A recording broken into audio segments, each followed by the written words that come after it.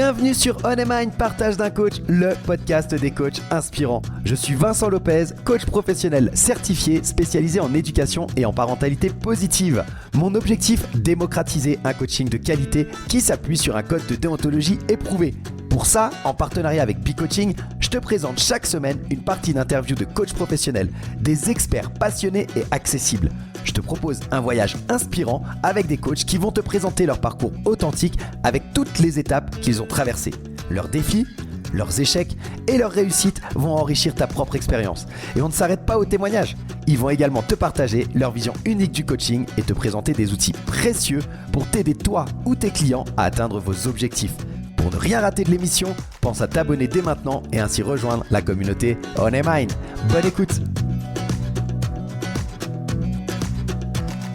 Salut à toutes et à tous et bienvenue dans cet épisode numéro 65 de On a Mind, partage de coach, le podcast des coachs inspirants. Je suis ravi de t'accueillir aujourd'hui pour la suite de notre échange qui était riche, qui était profond, qui était dense et surtout ultra concret avec Yves-Alain Portman que tu as découvert il y a déjà 2 ou 3 semaines de cela.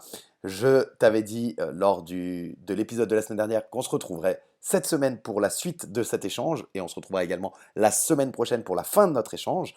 Et si tu n'as pas encore écouté les 2 premiers épisodes, vraiment, je t'invite à aller le faire. Yves-Alain est un coach entrepreneur, membre de la communauté B-Coaching, le partenaire sur cette émission, tu le sais. Et aujourd'hui, on va parler encore de choses essentielles pour tous ceux qui se lancent dans le coaching ou qui rêvent de structurer leur activité pour en vivre pleinement. On va aborder des sujets comme comment on peut bien se positionner en tant que coach. C'est vraiment la base de tout. Comment vendre sans se vendre parce que c'est possible et c'est même nécessaire. Comment on va rester aligné avec ses valeurs tout en développant une activité rentable parce que non, c'est pas incompatible. Et bien sûr, on va aussi te donner des conseils pratiques, des astuces, des retours d'expérience pour t'aider à avancer, que tu sois coach débutant ou déjà en plein développement. Alors si tu as déjà ressenti cette petite peur de se lancer, cette appréhension à vendre ses services ou tu t'es déjà posé cette question, mais par où je commence ? Vraiment, cet épisode-là, il est fait pour toi, il est plein de pépites. Yves-Alain, il a vraiment une manière bienveillante, pragmatique de partager son expertise et je suis sûr que tu vas en ressortir avec des clés précieuses pour ton propre parcours. Alors, je te rappelle juste que le but de ces épisodes, c'est de t'inspirer, c'est de te motiver, c'est de t'accompagner dans ta réflexion sur le coaching de qualité. Je t'invite à t'installer confortablement, comme je te le dis à chaque fois. Prendre quoi de noter si tu veux vraiment en tirer tous les bénéfices. Sinon, écoute-le une première fois, reprends des notes après, mais je t'assure que si tu appliques ce qui est dit dans cet épisode, tu vas vraiment avoir un plan détaillé pour pouvoir te lancer. Je te souhaite une très bonne écoute et je te dis à tout à l'heure pour la conclusion. Bonne écoute. Est-ce que tu pourrais nous parler de ta relation avec B-Coaching pour l'audience, parce que c'est important de rappeler que c'est mon partenaire sur cette émission, sur ce podcast et que je parle régulièrement de B-Coaching. Donc, c'est le petit moment B-Coaching justement. Mais oui, non, c'est fantastique. Oui, non, le lien est établi parce on s'est formé au coaching avec Alex et Mika à une période similaire. Et puis eux, ils ont lancé au début, c'était des groupes WhatsApp qui est devenu maintenant ce qu'est B-Coaching. Et donc, j'apprécie énormément leur valeur de progression, de croissance, de persévérance, de vouloir aider les autres. Je pense que ça, c'est des valeurs fortes chez Alex et Mika. Ils sont passionnés par ce qu'ils font. Alex est aussi entrepreneur. Mika est engagé avec les abeilles. Il est engagé avec les pompiers. Bref, c'est vraiment des valeurs, voilà, de croissance. Je pense qu'ils ont aussi beaucoup de gratitude par rapport à ça, d'évoluer, de réunir des gens, l'intensité aussi qu'ils mettent dans les soirées qu'ils font, des différentes thématiques, que ça soit sur de la PNL, que ça soit sur du coaching flash, que ça soit sur des émotions, que ça soit sur de la respiration, bref, tout ce qui est entoure en fait l'activité de coaching, de développement personnel. Je pense que là ils ont une mission bien précise et c'est un énorme mérite parce que je sais le travail qu'il y a derrière et c'est pas forcément, tu vois, reconnu de beaucoup de gens et les heures passées pour préparer les soirées, pour s'engager avec du monde, bah c'est vraiment un immense travail. Donc je peux que inviter les coachs qui souhaitent se développer, s'inspirer à rejoindre la communauté parce que c'est une communauté bienveillante. De progression et d'échange. Donc, c'est que du bonus. Merci pour eux déjà. Merci pour cette chance. Et de nouveau, ça fait une transition toute trouvée. On a parlé de toi, on a parlé de ton accompagnement dans les grandes lignes, bien sûr. Hein, et pour tous les gens qui veulent en savoir plus, il y aura toutes tes coordonnées. Ils peuvent te contacter pour aller creuser. Là, tu dis que tu pourrais t'invites les gens à pouvoir rejoindre cette communauté B-Coaching. Donc, pour moi, une transition toute trouvée pour la partie plutôt conseil, entre guillemets, qu'on peut donner aux coachs qui se lancent ou qui sont en train de se questionner, etc. Peut-être quel conseil tu donnerais d'un point de vue activité et entrepreneurial? Quel conseil tu donnerais à un coach qui débute pour qu'il puisse structurer son activité et se lancer? Vraiment, un truc qui pour toi est primordial au lancement, au tout départ, tu vois? Je pense que c'est vraiment le positionnement qui est fondamental. Déjà, savoir qui tu veux accompagner. Pas forcément faire ton site internet. Ça, c'est secondaire. Les cartes de visite, c'est secondaire. Parce qu'en fait, tu vas pas pouvoir faire un bon site si tu sais pas toi-même qui tu veux accompagner. Donc, la clé, c'est vraiment de voilà, savoir qui tu veux accompagner, quelle est ta mission. Tu poses ça sur un papier, tu le mets au centre, puis après, tu peux faire plein de petites antennes et puis faire d'autres cercles sur ce qu'il faudrait faire. Mais ça, c'est la première des choses. Faire, voilà. Et après, tu peux commencer déjà à en parler autour de toi. Tu vois, une fois que évidemment, tu dois te former, hein, avoir de la notoriété, et puis assez rapidement publier sur les réseaux. Ça, c'est aussi une fois que tu es positionné et que tu sais qui tu veux accompagner, c'est de vendre sans vendre. En fait, tu parles simplement de ton expérience, de ce qui t'arrive tous les jours, et après, tu vas au fur et à mesure, comme tu sais ta niche, parler des douleurs de tes clients. Et c'est là que va commencer une certaine interaction et tu vas pouvoir peut-être déjà penser à un accompagnement, tu vois, et pas penser, deuxième clé, pas penser à un accompagnement juste d'une séance, penser à un programme, à une transformation. Qu'est-ce que tu souhaites que ton client traverse avec toi? Quelle est l'atteinte de cet objectif ou qu'est-ce que le client souhaite atteindre avec toi? Qu'est-ce que toi, tu souhaites l'amener, en fait, où tu veux l'amener? Et donc là, c'est déjà un bon avancement si tu as un positionnement et un programme. Après, le complément, c'est de savoir vendre. Alors, si tu es bon dans tout ce qui est l'écriture, la vente, qu'on appelle copywriting ou storytelling, tu peux avoir plus de facilité à vendre. Tu n'as pas besoin d'être un as de la vente parce que tu as créé de la confiance avec ton audience. Donc, la vente est complémentaire. Et puis après, créer de la valeur pour ton audience, c'est aussi créer des supports. Par exemple, un aimant à prospect où tu peux parler de ton expertise ou d'une transformation sur laquelle tu es compétent. Tu peux créer une mini formation, par exemple, gratuite ou non gratuite, où les gens, ça peut être un produit, tu vois, tu peux créer un produit à 99 € et les gens vont la télécharger. Euh, tu peux écrire un livre. Certains parlent d'une méthode et ils ont déjà cette ambition-là. Tu peux créer un webinaire où tu vas attirer du monde, tu vas t'entraîner simplement sur une thématique et tu vas la proposer à des gens. Tu peux faire des ateliers ponctuels sur une thématique physique ou non physique. Donc après, c'est vraiment passer à l'action et avoir les retours en fait de ta clientèle. Et une fois là où tu avances comme ça de cette manière, tu vas pouvoir créer un site internet, tu pourras créer peut-être tu es actif seulement sur LinkedIn, tu vas pouvoir être actif sur Facebook et Instagram, ou peut-être que tu es juste sur Insta, mais tu vas pouvoir aller sur Facebook. Donc, complet, tu peux pas tout faire en même temps. En fait, c'est quel pas à pas, tu montes un petit peu ton activité. Donc, ton pourquoi, ton positionnement, et la vente. Et là, tu es déjà bien et tu as dégommé tes propres limites internes. Évidemment, tu en auras d'autres à travailler au fur et à mesure, mais les grosses limites freinantes, tu les as travaillées. Et là, tu es bien parti pour bah, en fait, réussir. Et la réussite, là, c'est pas une question de temps. C'est pas une question si tu vas réussir, tu vas réussir.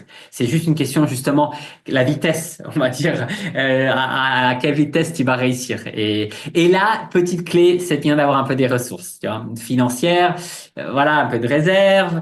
Est-ce que les gens autour de toi peuvent t'aider? L'État, peut-être, si tu es au chômage, ou simplement penser à une transition. Tu continues à travailler et en parallèle, tu montes ton affaire. Et là, tu es beaucoup plus relax aussi t'as pas de pression du temps. Et ça, c'est précieux. Ouais, c'est important ce que tu dis que une fois que tu as posé tout ça, tous ces jalons, alors il y a beaucoup, hein, de nouveau, tu donnes beaucoup de valeur là à l'audience, merci beaucoup.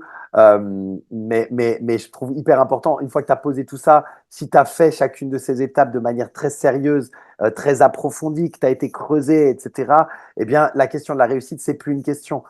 Tu vas réussir, il n'y a pas de raison et c'est Exact. juste une question de temps. Et effectivement, eh ben ça, il va falloir avoir des ressources, etc. Je ne sais plus, peut-être je le retrouverai dans la préparation et je le mettrai dans la description. Et si ça n'est pas le cas, eh bien, j'invite l'audience à ne pas hésiter à m'écrire sur les réseaux pour me dire qui l'a dit. Quelqu'un a dit, j'ai cette phrase, ou en tout cas cette idée en tête, et je n'arrive pas à retrouver la source et j'en suis navré, mais que, en fait, si tu n'abandonnes jamais, il n'y a pas d'échec. Tu ne peux pas échouer si tu n'abandonnes pas. Tu vois? C'est ça. Et je trouve que c'est exactement ce que tu es en train de dire. C'est-à-dire que si tu sais ce que tu veux et que tu fais tout pour aller dans ce sens-là, peut-être que ça te prendra 10 ans, 15 ans. C'est possible. Mais si dans 15 ans, tu es toujours en train de te battre pour le même objectif, c'est obligé, à un moment, tu vas y arriver. À un Ah, moment, tu y arriveras parce que c'est clair et que tu mets en place les choses pour. Donc, si tu n'abandonnes pas, il n'y a pas d'échec. Vraiment, moi, c'est quelque chose que je retiens. C'est une idée que j'ai en tête. J'essaierai de faire des recherches sur d'où ça vient. Donc vraiment, merci pour ces conseils. Dans tout ce dont tu as parlé de la vente. Et si tu es OK, j'aimerais bien que tu puisses donner un ou deux tips. Alors, on parle des coachs ici beaucoup, mais comme tu le dis, tu accompagnes des entrepreneurs et c'est aussi un problème chez beaucoup d'entrepreneurs qui ne savent pas, ils ont peur en fait, ils ont peur de vendre leurs services. Ça marche plutôt dans le côté service. En général, quand tu as un produit à proprement parler physique, les gens ont moins cette peur. Mais dès le moment où on est dans le service et dans l'accompagnement, ou dans le conseil pour des gens qui font du conseil ou des gens qui font de la formation peut-être un peu moins, mais tu vois, il y a ce côté moins matériel. Et souvent, les entrepreneurs et les coachs, de manière générale, les coachs débutants, ils ont peur de se vendre, ils ont peur de vendre leur service. Comment tu peux les aider à dépasser ce blocage? ouais, je fais juste une mini parenthèse. L'échec fait partie du succès, en fait. Tu as tu vois, c'est juste pour rebondir sur, je sais pas qui dit Complètement. ça, mais voilà, je veux dire, quand tu commences à marcher, bah, tu tombes combien de fois, 1500 à 2000 à peu près. ouais, voilà, c'est ça. Donc, voilà. Donc, mais pour répondre à ta question, c'est très, très intéressant entre le service et le produit. Parce qu'en fait, ce qui se passe, c'est que quand tu vends un produit, tu te détaches d'une certaine manière. Et c'est pas toi le produit. Alors que le service, c'est toi le produit. Tu vois, en fait, d'une certaine manière, tu vois. Alors que justement, en créant un programme, bah, c'est le programme décollé ou le programme XY de minceur, je sais pas quoi. Eh ben, c'est ce programme-là. Donc, c'est réussir un peu à c'est loin d'être, je dis pas du tout que c'est facile. Tu te détaches en fait et de cette de la situation et donc ça devient plus facile de vendre ou de te connecter à ton client. Euh, je dirais que là sur le côté vente déjà ça commence on va dire sur l'état d'esprit aussi de nouveau, c'est servir en fait. Vendre, c'est servir. Et chaque jour où tu n'es pas en contact avec quelqu'un, c'est une opportunité perdue d'aider quelqu'un.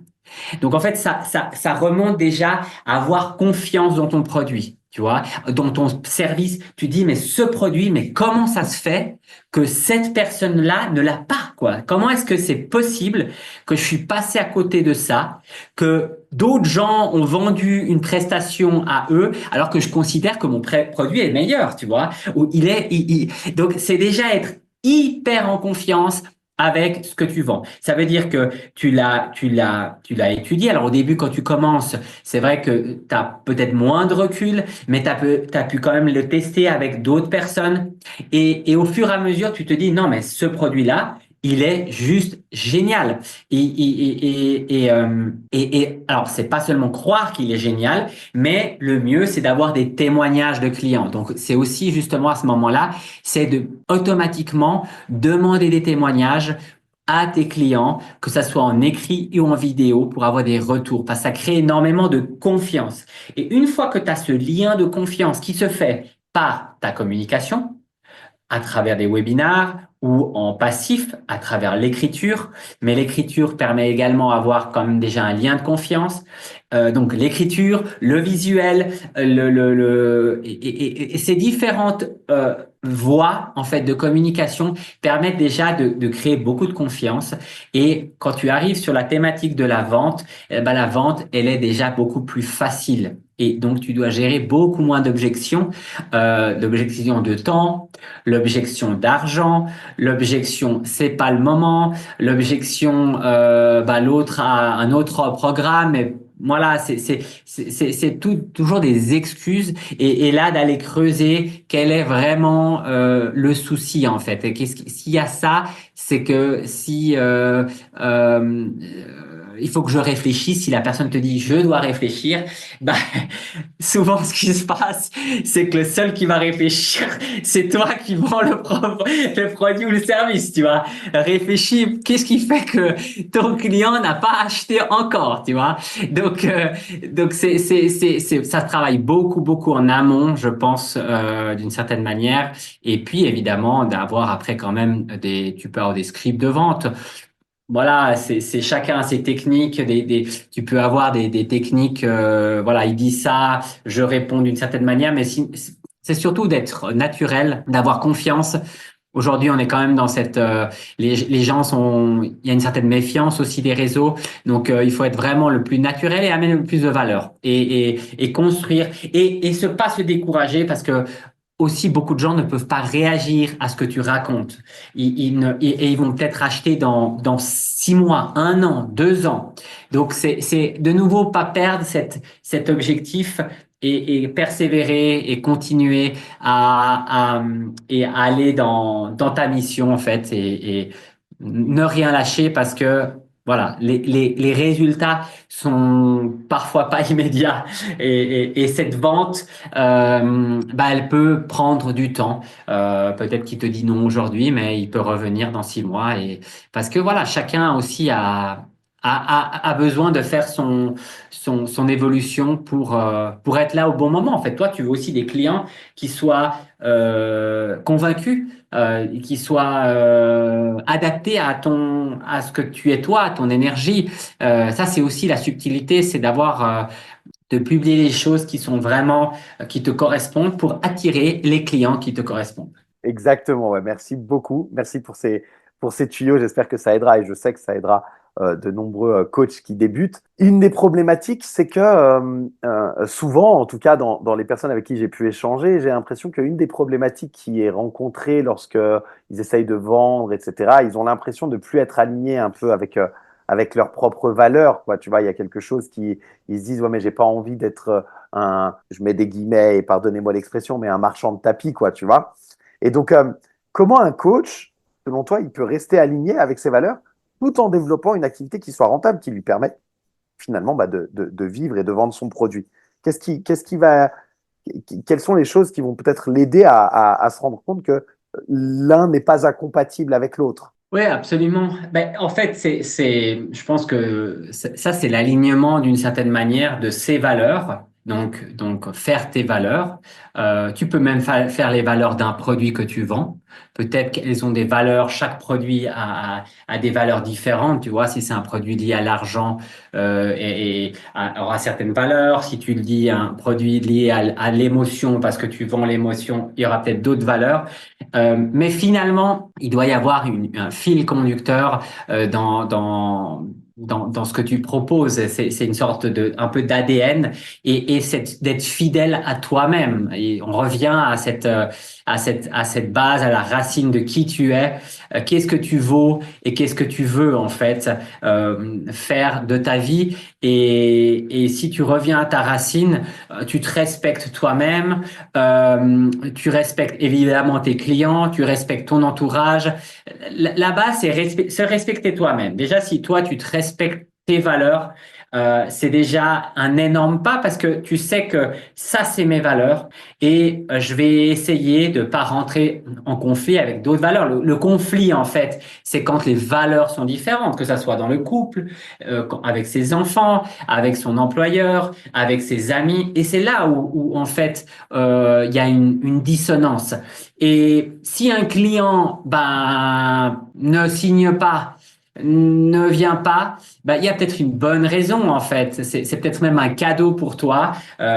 C'est que soit il y a des valeurs qui ne jouent pas, qui correspondent pas, et ça pourrait après coup avoir des incidences sur ton accompagnement, mais ça peut être dans un partenariat. Si tu fais un partenariat où tu t'associes dans une aventure entrepreneuriale, les valeurs des deux partenaires doivent être alignées d'une certaine manière, en tout cas au début, pour être sur la même longueur d'onde. Donc, il faut évidemment se remettre en question, améliorer son processus, mais être soi-même en fait. Et si tu es toi-même, il y a déjà je sais pas si on peut parler de pourcentage, je ne veux pas m'avancer là-dessus, mais on est à un pourcentage élevé que la vente va fonctionner parce que t'es toi-même, tu vas écouter l'autre, tu vas voilà, évidemment il faut tourner sur l'autre et lui amener de la valeur, le faire sentir que tu es la personne pour le faire progresser.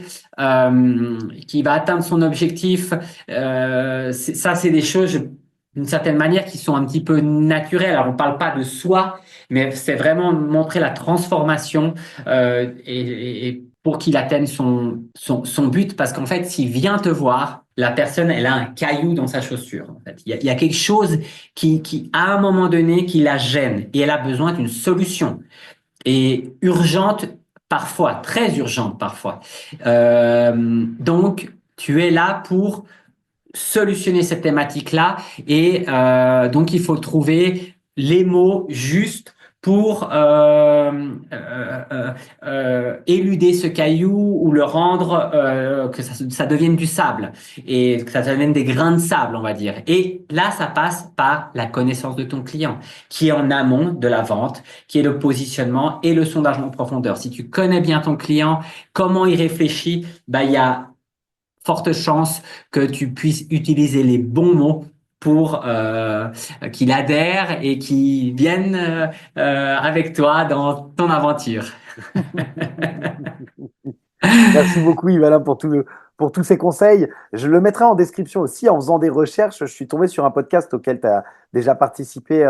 Tu as été l'invité de Julie Julita, je crois, elle s'appelle, C'est Botrix. juste, tout à fait. C'est Oui, juste, hein, absolument. sur son podcast qui s'appelle La Clé de Soi. Donc, je ne connais pas Julita, mais je fais la promotion d'en tout cas de son podcast et de l'épisode numéro 33 durant lequel c'était toi l'invité. Et je l'ai trouvé intéressant parce que bah, voilà, pour préparer cet échange avec toi, j'ai été l'écouter. Et j'invite les auditeurs à l'écouter, je le mettrai en lien, par rapport à ces trois questions qu'elle t'a posées. Qui es-tu, que vaux-tu et que veux-tu? En tout cas, enfin, ces trois questions que tu poses toi dans tes accompagnements pour accompagner les gens dans leur démarche commerciale. Donc voilà, c'est en lien avec ce dont on vient de parler et je mettrai ça en description pour que les gens puissent aller l'écouter, quoi. Parce que je trouve que ça complète bien Abs- tout ce que tu viens de dire. Absolument. Et puis, c'est les personnes qui font des podcasts comme toi, Vincent, euh, tu y mets beaucoup d'énergie. Donc, allez vraiment puiser, voilà, dans ces pépites de coach, des gens qui peuvent vous inspirer. N'hésitez pas. Ça fait partie de la formation aussi. C'est aussi pas seulement lire un livre, pas seulement acheter une formation, mais aussi écouter des podcasts qui sont voilà, où on peut s'inspirer simplement, hein, ça peut être déjà un très très bon départ. Et voilà, on arrive déjà à la fin de cette troisième partie d'échange avec Yvalin Portman. Et je sais pas toi, mais moi, je ressors de cette discussion vraiment avec une tonne de conseils pratiques et une énergie hyper positive. Alors, si tu as envie de te lancer dans le coaching ou de structurer ton activité pour en vivre pleinement, bah, j'espère vraiment que cet épisode il t'a donné des clés concrètes pour avancer. Comme je te l'ai dit au début de l'épisode, n'hésite pas à le réécouter, à prendre des notes, parce que tu as vraiment, là, dans les propos de Yvalin, un plan détaillé et les étapes à suivre les unes après les autres. Et d'ailleurs, je vais te résumer très rapidement les 5 actions concrètes pour pouvoir attirer tes premiers clients en coaching et que Yvalin nous partage dans cet épisode. La première, définis ton positionnement et ta niche, de clarifier qui tu veux accompagner et quelle est ta mission.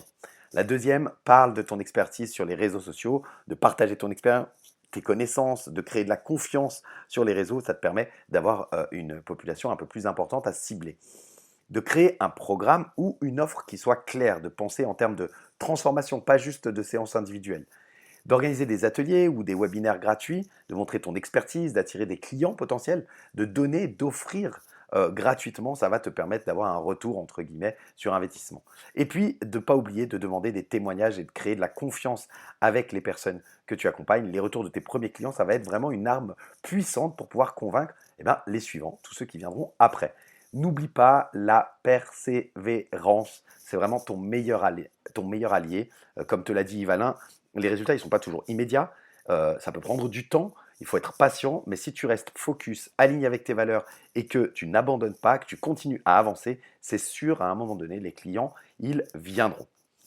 Voilà, ça c'était pour l'épisode d'aujourd'hui. Et maintenant, qu'est-ce qui se passe? Eh bien, la suite, le prochain épisode, l'épisode numéro 66, la semaine prochaine, on va creuser encore plus loin avec Yvalin. On va parler de l'évolution du coaching, on va parler des changements sociétaux qui impactent ce métier et de la place grandissante du coaching dans un monde qui est en pleine mutation. On va aborder aussi des sujets comme l'impact de la technologie, l'intelligence artificielle bien sûr sur le coaching, la qualité du coaching et comment on peut se démarquer sur un marché qui est de plus en plus saturé, l'importance de l'authenticité et des valeurs pour créer un impact le plus positif possible. Et bien sûr, on garde toujours des conseils pratico-pratiques pour les coachs qui veulent développer une activité pérenne et réussie. Donc un épisode encore et toujours ultra riche en perspective, en inspiration, qui va te donner plein d'outils pour pouvoir avancer dans ton parcours.